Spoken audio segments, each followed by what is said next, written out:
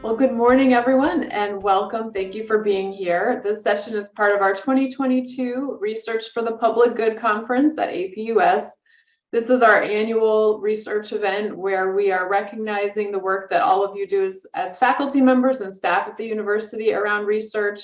And we're also promoting some resources related to research at the university that may benefit you in your own projects or for your teaching. So we're very excited today to have two of our librarians here, Priscilla Coulter and Rachel Sweeney, to speak about a wonderful resource that we have called Sage Research Methods. And I'm going to turn it over to them to explain that resource and provide you with some tips on how to use it well. So thank you so much, and over to you. Well, hi there. My name is Rachel Sweeney, and I am an online librarian here in the Trefry Library at APUS. And I'm really pleased to be here presenting along with Priscilla Coulter, our Associate Director of Outreach here in the library. And as Jenny mentioned, we're going to give you a run through of Sage Research Methods, which is really, in my opinion, one of the most helpful tools for researchers. And in some instances, it's very helpful for seasoned researchers, but I think that sometimes people forget that it's also actually quite helpful for undergraduate researchers and helping you teach your undergrads how to start thinking about research at a higher level. And so with that, I'm going to share my screen if I'm able to.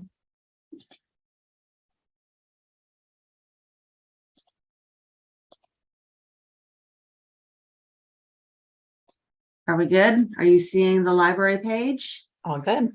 All right, great. That went well. Okay. So we're going to just start out here with a little bit of navigation on how to get to this resource. If you see me looking to the side, it's because I have dual monitors and it just helps me. So just from the homepage, you guys are all familiar with the homepage.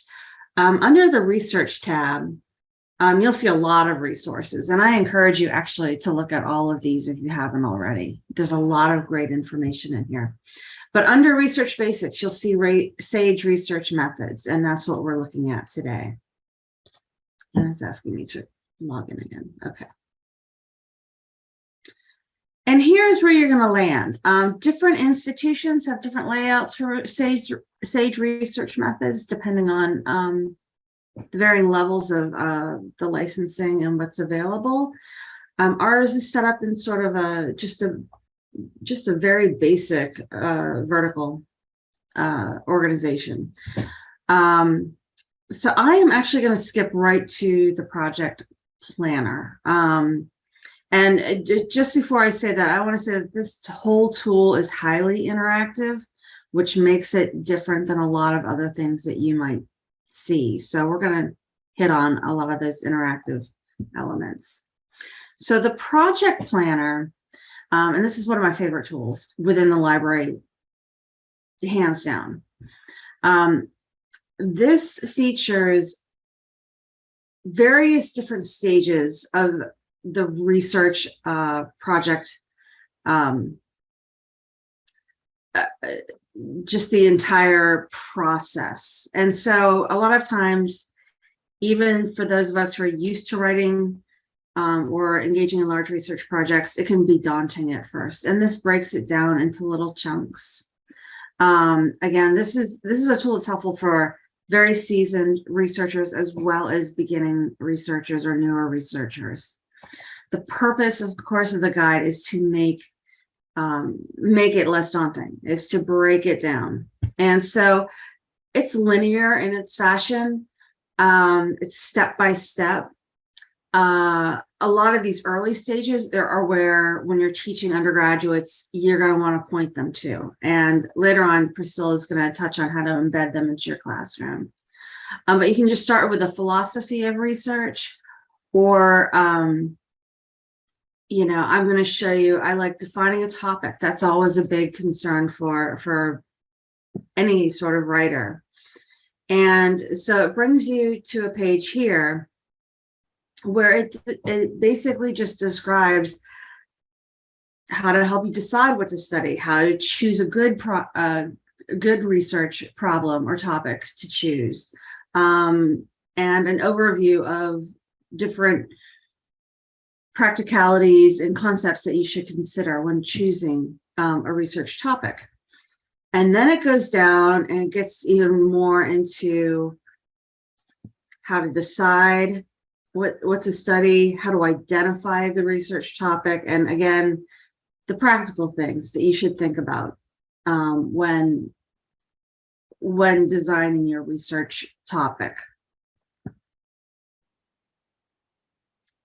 And so I'm going to go back to Project Planner. As you can see, things get a little bit more complex as you move along. For instance, data collection. I mean, that's not necessary for an undergrad, but it's very important for graduate level research, as you know. And in here, you're going to find, again, all sorts of information on how to collect data. And as you can see, it's quite extensive. And I'm just going to scroll up to the top here. You have all these different little tools right here. Again, Priscilla's going to get a little more into that later, but there are a lot of different ways to access this information and use it and cite it and keep track of it. So again, this is clearly developed for a higher level researcher, and I think even a very highly seasoned researcher can benefit from using this tool just to sort of reacclimate yourself if you haven't done it in a while. Let's see if this is going to cooperate with me.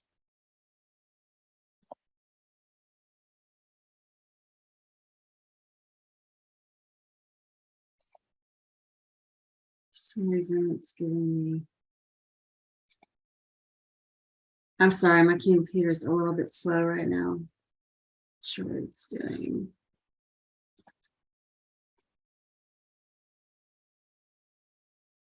Okay, let's go back here. I want to go through the methods map next. And this is a very highly interactive tool. It's a very interesting tool, and it can be engaging and really fun if you're really interested in not just the methods, but concepts that go alongside of methods and methodology. So the methods map is a visual tool, and it's excellent for people who learn and think visually. So you start out here in the beginning and you narrow things down, based on what you're trying to research. And it also, I mean, it starts at a very basic level. Like, for instance, let's say you're doing a qualitative research project. You can click here, and it gives you all sorts of different ways of collecting data for qualitative research methods. And this tool can be really fun. For instance, if you click on discourse analysis, you can really get into some fascinating tools here. You know, when you, of course, here we've got Foucauldian discourse analysis, so I'm not going to discuss that because we don't have 4 or 5 hours. But you can see, you can really explore different ways of getting to different kinds of research methods, and it can very easily branch out into different areas. I mean, here you can start learning about post-structuralism, and you can understand the concepts behind it. But it's also a very practical tool. So if we hop back here and we pick something more like word frequency counts. I mean, you can learn a lot of it about content analysis this way. And again, that's just a basic run through of the tool. And you can click here and it will give you all sorts of ways to think about content analysis. And you can choose from books, reference, journal articles, videos, case studies, all kinds of different content types. So you could just say, I want to just look at journal articles about it. And apply the filter. And here we go. We come up with a bunch of different references for you to look through. So that is that's one of the great ways that Sage research methods can really help. Another way that I'm going to jump into is the Which Stats test, and this is another interactive tool, and it asks the researcher a series of questions to help you decide hone in on which method might be the best for your study. So they have a test. What is your purpose? Let's say to look for an association between variables. It opens up to another question. Say you want to measure the strength of the association. And then it gives you another question. Let's say nominal. And so they're suggesting, hey, you might want to look at Kramer's.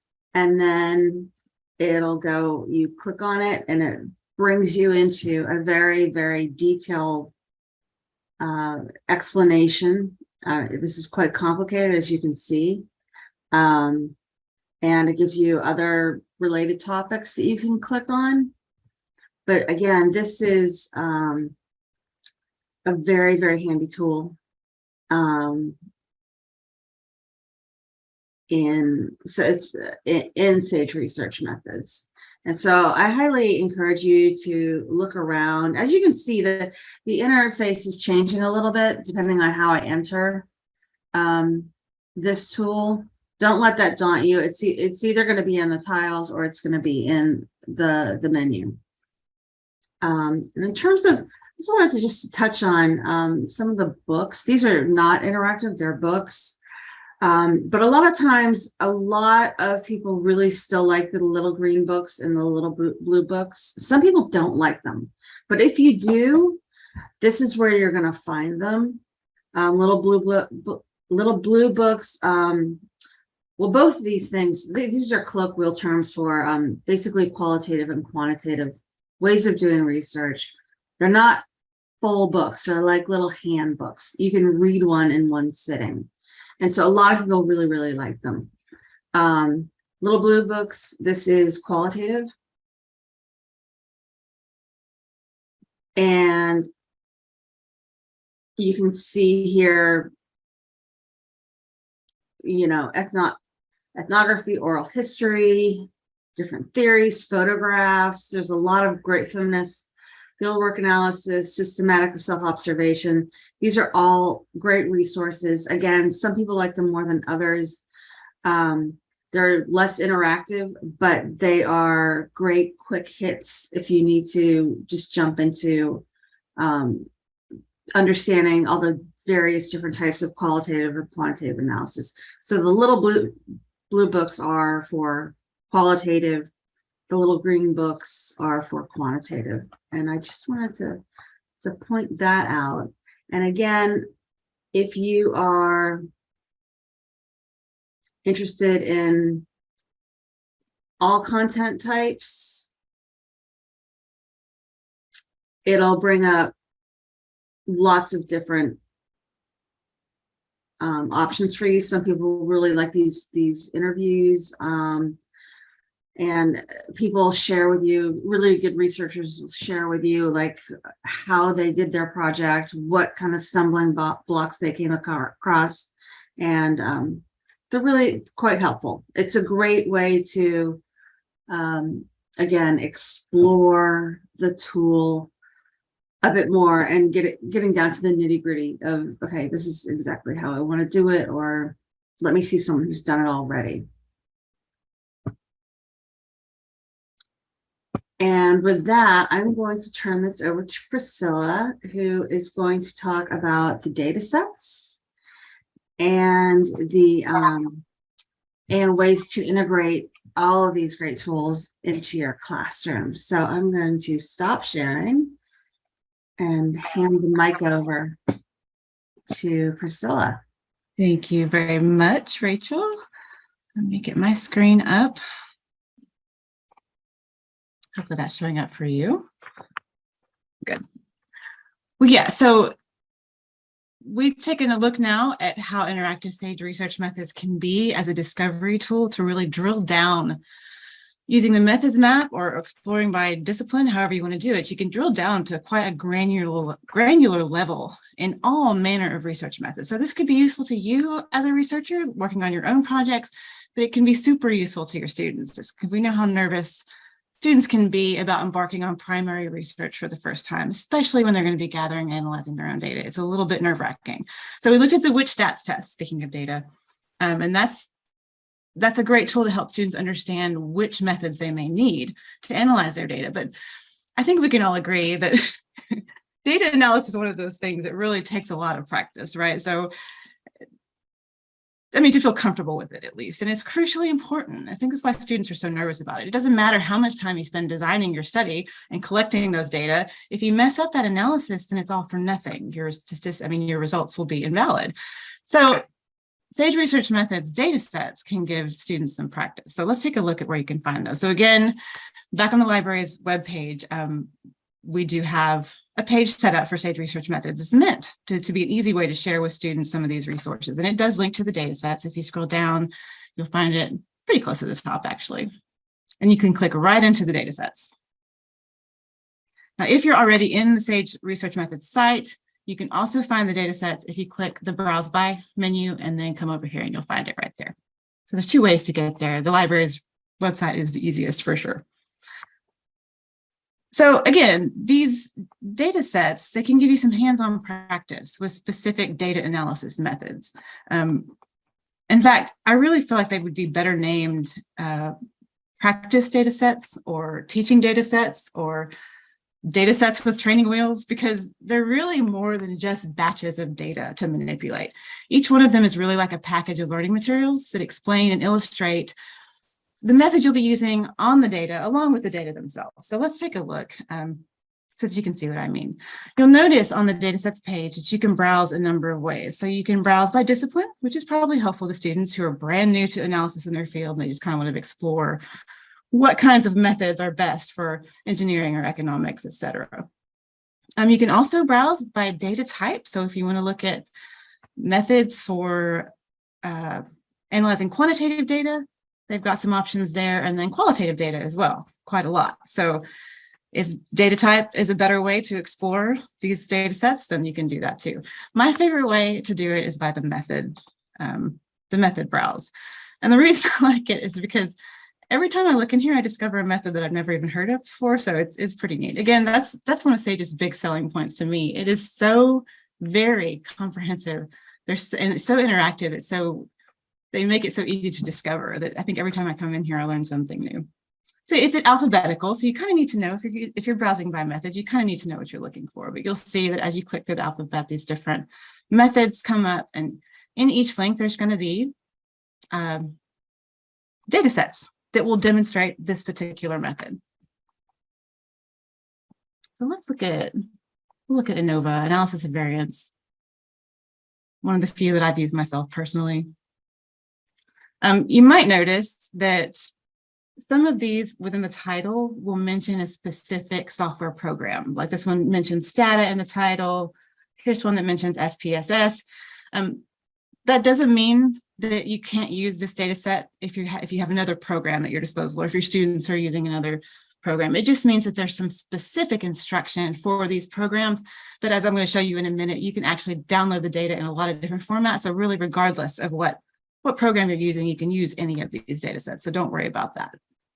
So again, these practice data sets can be super helpful to give students some practice. So if you're teaching a research methods course, these might be a good way to let your students practice a particular kind of data analysis just so they can see what it's like. Or you might have a thesis or a dissertation student who's maybe struggling to understand their data analysis. This is a good way to give them some data to work on with a specific method they'll be using so they can kind of gain confidence before they tackle their own data, before they start manipulating their own data. It may just make them feel a little less nervous about it overall. So I'm going to click into one, and I'll choose one with SPSS because I believe that our students can access that one. And this is, again, you're going to see now why I call these more like learning packages than just pure data sets. There's a lot more here than just the data. Now there's a summary that kind of explains what these data are and how they were used. And then there's the data itself or themselves. You can see again, so here's the SPSS download, but you can also get it for R, you can get it for Stata, you can get it in CSV or Excel format. So there's a lot of different ways to manipulate this data. You don't just have to use SPSS, despite the fact that it's titled using SPSS. So these data have already been cleaned up. They've already been coded. They're ready to use, and they've even shown you exactly how they've been coded, and you can preview them to see what it is you'll be looking at once you download them. So it's really kind of nice for students who are new to data, or if you're learning a new method and you're just completely unsure what you're going to be dealing with, you might want to come through and try some of these as well. But this is my favorite part of the data sets, and this is the thing I think that students would most benefit when they're first learning to analyze data. These teaching and learning materials. There's a teaching guide for all of you, and there's a code book, again, that explains in detail how the data are coded, but the student guide is priceless.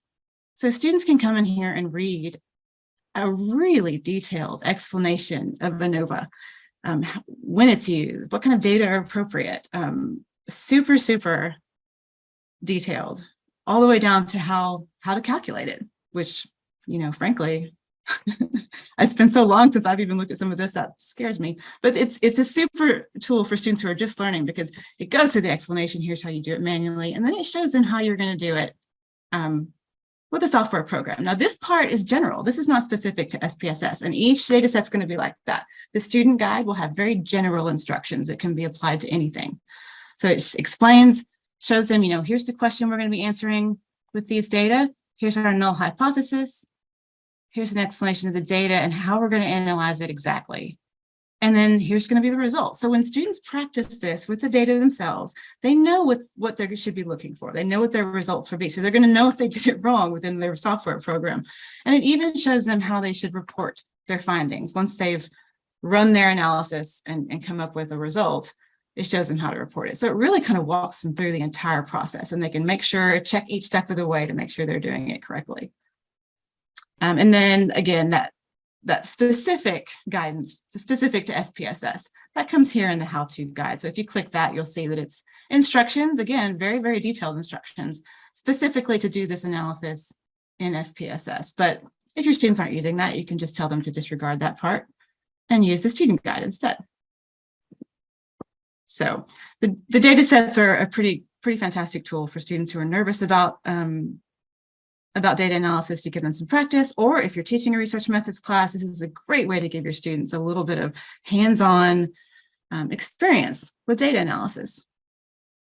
So that said, and speaking of sharing resources with students, I thought maybe we would spend some time looking at the various sharing options. You've probably seen them as we've gone.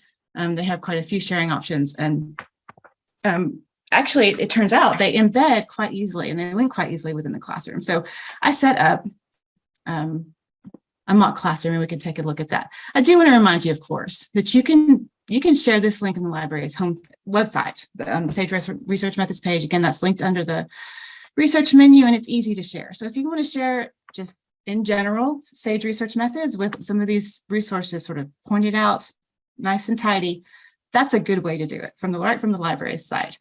But if you want to, you know, consider adopting some of these resources in your classroom, or maybe you have a student who just needs one or two specific resources that you want to pass on to them because they're struggling with some aspect of their study design, you might want to share individual stuff. And so that's where this part of the demonstration is going to come in handy, I hope. So I set up a little mock classroom in D2L so that we could take a look at how things look. And I'll jump over there now. I think I'm in student view. Yeah. And I'll just note real quickly, if you are thinking of adopting any of these Sage research methods, resources as required course material, something that you're going to ask your students to do as part of the class. And we encourage you to. These are kind of OERs. They're fantastic. But do remember always to loop in electronic course materials team, ECM at apus.edu, so because they have some checks they need to perform to check licensing and copyright compliance, and then also to make sure your reserves lists are up to date, just to make sure your students can access everything they need. So do be sure to loop them in. Okay, so there's two quick ways, and we'll go look at them again. You've probably noticed there's two really easy ways for every single Sage Research Methods resource to share. Right? You can use a direct link and it's easy. You just grab it and then you can embed, which is fantastic. You can see that it looks quite nice here in D2L. This is an HTML page within D2L and it looks great and it's easy to do. But there's some differences between the two, so I thought we would take a look. I do want you to keep in mind as you consider sharing these resources that they are subscription resources. And so anyone who clicks to a link or looks at an embedded page, they need to be authenticated as an APUS user, so student, faculty, or staff.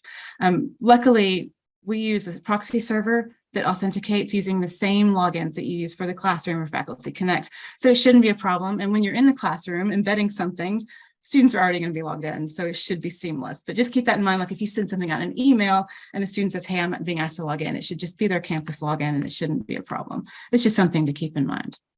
And then also do keep in mind too that this is a library resource. It's a third-party database, right? And so the content will change over time, just like any web-based content. It's going to change. Things will be updated. The website itself may change. So it might slightly change the links. If you're going to adopt, even if you're just using it as an announcement or something to send out an email and you have links saved to pass on to students on a regular basis, be sure and check them every now and then just to make sure they're still working. If any ever break or change and you can't find the replacement, just let the librarians know. We will track it down for you or we'll find you a replacement. We don't mind doing that at all. We're happy to help. So just a couple things to keep in mind when it comes to sharing library resources, the authentication piece, and then the fact that over time, links do change. But librarians can help with that. Nothing to worry about. So I thought we would look at books first. And because as Rachel pointed out, there's so many and they're so granular. I mean, there's almost no method you can't find some kind of instruction on within their book collection. They're super. And while books, maybe they aren't quite as interactive and fancy as some of our more modern instructional media these days, it's a fantastic way to get some foundational content to students. So any student that's struggling to understand a concept about research design, these would be great.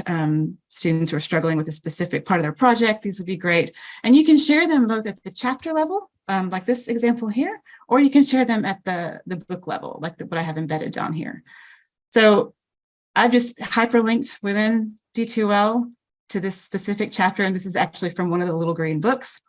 So we'll click it out and you can see how it looks. So it goes out to the Sage Research Methods site, right? And it's going to have all the bells and whistles associated with the Sage Research Methods site.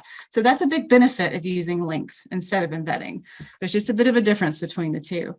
Because when you get in here, you see here's the chapter, here's all the text, and you'll see that it links within the text to the different chapters so that students can go back and forth pretty easily. It's quite nice, actually. It displays well. It can link, like jump from section to section here. But what I like best about the chapter pages and the book pages within the site itself is that they have the methods map right here for you. So that if you're curious, like so a student is learning about this and like, I really want to learn more about regression analysis, they can click into the methods map and start exploring the more granular bits of it if they want to, and then click here and find yet more content. So it puts those discovery tools front and center and helps students to explore, kind of encourages that curiosity, which is something we always want to do. Also really super helpful, again, is the ability to add to lists. So if students want to come back to this later and just be able to grab it from Sage Research Methods, kind of create their own reading list, they can do that. Very important, I think, for many of our students is the ability to download a PDF for offline reading. I think, those of our students who are deployed or who may have less fantastic internet access, they find that super helpful. We get asked a lot, how do I download? And this downloads neatly. I've tested it with screen readers and I mean, it's a PDF, so it's not 100%, but actually not too bad. It works fairly well with screen readers. They can grab a quick citation, also super important. And if you look, I mean, if you know APA, that's actually quite good. Often these auto generators with the citations are a little bit lacking, but Sage's is pretty good. And there's other styles to choose from as well. They have Chicago and MLA and AMA, but APA, Chicago, and MLA are the ones that we would use most. And then again, there's the embedding and the linking options. This is where you find those links in the first place. So coming to the page itself, like linking out, there's some benefits to that. It kind of helps aid discovery and it gives students a few more options. And I'll jump back in. Let's look at how it looks when it's embedded. Now there's benefits to embedding too. I think students really enjoy not having to click out to another site to read something, and they can just dive right in. So this is the whole book. And they can see each chapter and just click and start reading. And all the links within the text are still there. But what's missing is the methods map, that discovery piece. And also the PDF download link is not here. The citation link is not here. So the embedded option is super convenient. It looks great, but it is missing a few of the tools. Now, that being said, it's easy enough to also provide a link out for students who want the additional tools or who want to use the discovery stuff. Just put the link to the entire book above the embedded section, and it kind of solves that problem. So the books look really nice. It works really well. Videos work pretty similarly. Just as with the books, you can click out. If you want to hyperlink, you can just link straight out to the video within Sage Research Methods, which again, I kind of prefer because in this case, you get a scrolling transcript. And it can be set to scroll or not to scroll, whichever students prefer, so that they can read along as they listen, if that's what they prefer. They can also download a PDF of the entire transcript. So those who prefer to read can read. Those who are using screen readers, again, I mean, it's not perfect, but it does work pretty well with screen readers. Again, they can grab a citation for videos, which I think videos are some of the harder ones to cite. So that's super helpful, the ability to do that. The embed and sharing links are there. Another cool thing about these videos, and this is kind of a short one, it's only a little over 7 minutes long. Some of these videos are like 30 minutes long. It's a little bit insane, but they're fantastic, super, super thorough. And when they're long like that, they do you a favor and they break it up into chapters, like each, I don't know, 5 to 10 minutes long, so that if you don't want the student to have to watch 30 minutes of video, you can just show them the chapter that they need and they can just watch that part. You could also create clips. And yes, I'm signed in, so you should be able to see this. This is something that you do need to have an account with Sage Research Methods to do, but that's quick and it's free.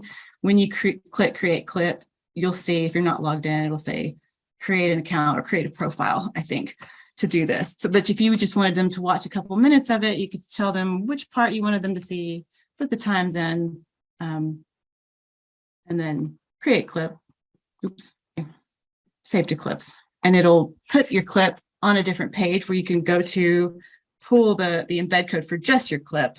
It'll be up here in your account once you've set it up. So you can go to just the clip and you can embed that or share that with your students if you don't want to make them watch this whole 7-minute video. So there's some options here on the video page. And of course, normal video controls are there as well. There's closed captioning. You can put it into big view. But it's the transcript stuff, I think, and the ability to link to chapters that I think is super helpful within the Sage Research Methods site. And again, when we go back and look at the embedded version, it looks fine. And I think students do appreciate the convenience to be able to just click and watch right there. Closed captions are still here. Full screen view is still here. But again, the transcript is not, neither the PDF nor the scrolling transcript. And the links to the chapters and stuff are just not there. But again, just like with books, it's easy enough if you were to do this, just to move this link title down right above the video, problem solved. Students can link out if they need to. Data sets work a little bit differently. And I have an example embedded here. So I have it linked first. Let's go out and look, just remind ourselves really quick, what's there when in the site. So if you wanted to share a link, you can do so easily, and it will give us all the same stuff we saw before. The summary, the data themselves, the lovely teaching and learning materials, a little bit of extra info, and then all of our discovery tools that we love so much. The ability to download, and you can download, like for instance, the student guide can be downloaded as a PDF. But again, the big thing that's different here is you have the discovery tool, the methods map to learn more, and you have your citing and your embedding and linking options.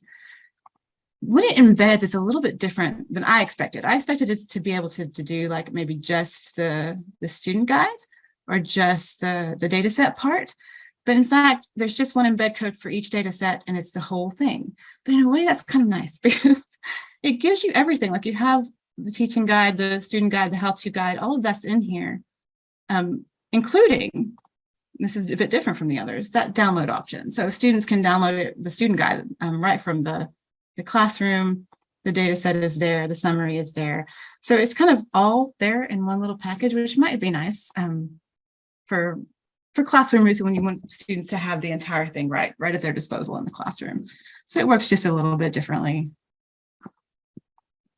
And the last thing I thought we would look at, and we'll do a little demo of how easy it is to embed, is the project planner, because as Rachel said, this is probably every librarian's favorite part of SAGE research methods. Anytime we get a new graduate student, they'll often email us and say, oh my gosh, I'm starting my thesis, I don't know what to do. And we're like, it's okay, we have this thing. We show them the project planner because it's such a great tool to really walk students through step by step of the research process, from what is research, primary research to begin with, to how to publish. It covers it all, and it links them into all those really granular resources, and it's just, to me, the best possible way for students to understand the research process in its entirety. So it's a great thing to include, and again, it's linked on the library's website. You can easily get to it there. We've got it kind of mapped out. When you click Project Planner, it's got all those steps there so students can see them. But you might be teaching a capstone course that really only needs the first few. Like suppose they're working on their proposal and they won't be getting to the whole data gathering phase within that class. So you might not need the whole thing. And in a class, you might tackle one topic a week. So really being able to separate it out is a useful thing. And you can do that. In fact, you almost have to when you're embedding. So you can link to the entire planner, either using our website, or when you go out to SAGE Research Methods, I've actually linked to a specific section, which you can do too. But if you go to the project planner through the tools, it'll take you to this overview page. That page can be linked to pretty easily, but it cannot be embedded. Like, there's no embedding option here. So you can't embed every single option from the site itself. And that's why I think probably, in general, using the library's website to link to the entire tool might be the best way to do it. But if you want to share just one section, that's easy to do too. So you can grab a link directly to the section. And again, you have the ability to download the whole PDF. I love the way that within the sections, the subsections, it links you to resources, about research questions and about developing a hypothesis. I mean, these are the kind of things that students, they don't know how to do until they're taught. So it's a super teaching tool. And I think that the ability to grab the PDFs of each of these subsections is super helpful to a lot of students. But you can embed these specific sections too. Each one of these very specific sections, just not the overview, can be embedded into your classroom as well. So we'll take a look at how to do that. I'm going to grab the embed code while we're here, and you just click embed, and you scroll down a bit, and you click copy to clipboard. And I'm going to jump back over here. Actually, I've got to jump out of student view first, don't I? Out of test drive view. And then I think I have it open here. Yeah. So from here, this is the same page, just in the course builder view. I can edit this web page.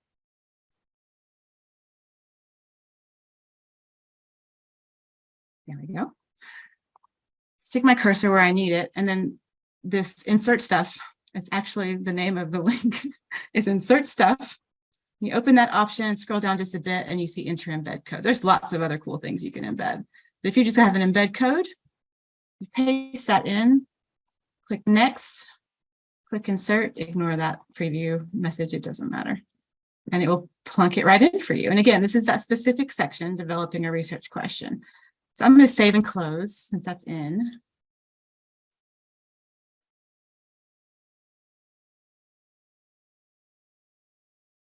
I'll pop it into a new window so we can see it a little better. So there we have the link out, and here we have the embedded section, which lets them do exactly what they could do from the site. They can open up a subsection, find the deeper links to go explore more. And I believe, yeah, in this case, again, kind of like the data sets, it does give them some of those fun tools. So the embed option in the project planner, except that you can't really embed the entire thing. You have to do it section by section, but the embed gives them a lot of the same functionality that the website does. So I think it's pretty great. And I think with that, I am done with that part of the demo. So we can, well, I'll leave my screen open for now in case there's questions. I'm going to go back and look at anything, but I'll stop to give some time for questions about this cool research methods tool. Hopefully some of what we've shown you has been useful.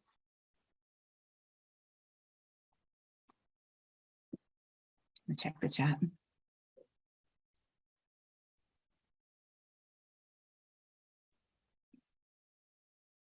Is anyone working on any projects now that we might do a quick dig for specific resources?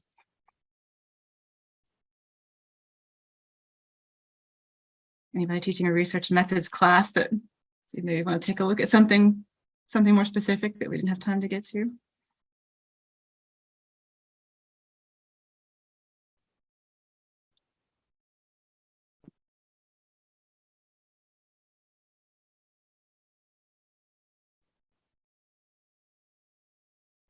No, well, I so much appreciate everyone showing up. I'm thrilled that you're interested. Please remember that librarians are happy to help you with this resource. If you need help finding tools that you can use in your classroom, we do help with OER searches regularly. In fact, we kind of enjoy that. So you can reach out to me, any of the librarians really, and we can give you a hand with that, including SAGE resources. But if you are just wondering how to use it yourself and you want to meet with a librarian to kind of look through things more closely, please just reach out to us. We're happy to help you all at any time. Thank you, Pauline. Samir had a question. So he asked, would you just recommend contacting ECM or classroom support if you would like to embed these in courses? If it's going to be a part of your required readings, I would definitely contact ECM. The embedding part itself, like the nuts and bolts of it's really quite easy. We just saw that example and with the project planner, but classroom help they are pretty amazing. They're awfully supportive. So if you would feel more comfortable with them helping you with that, I'm sure they'd be glad to. But yeah, ECM definitely needs to know. They check on all that stuff for you, so you don't have to worry about things like copyright compliance or enough licenses. It's a little bit different when you're using something from course to course. But if it's just a one-off share, like you have a student who's working on a project and you want to share with them a piece of the project planner or a specific book, maybe on a specific method they might be using, those one-off uses are always permissible. But yeah, for required stuff, always loop in ECM. Right, and they also offer, they do accessibility checks, which are different between, like different vendors have different ways of using accessibility.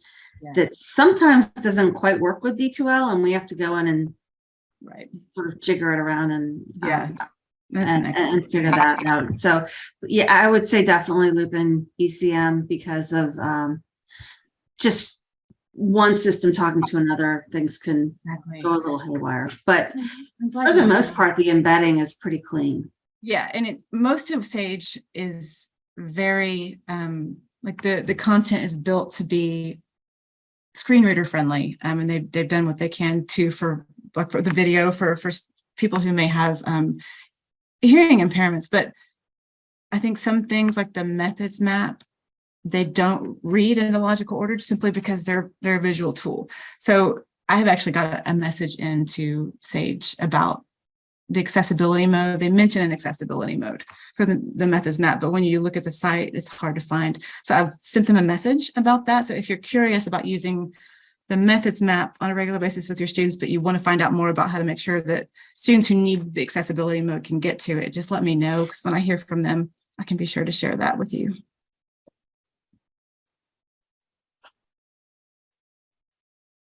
Well, thank you. That's an amazing tool. It's easy to go down a fun rabbit hole in SAGE research methods and spend a long time just looking.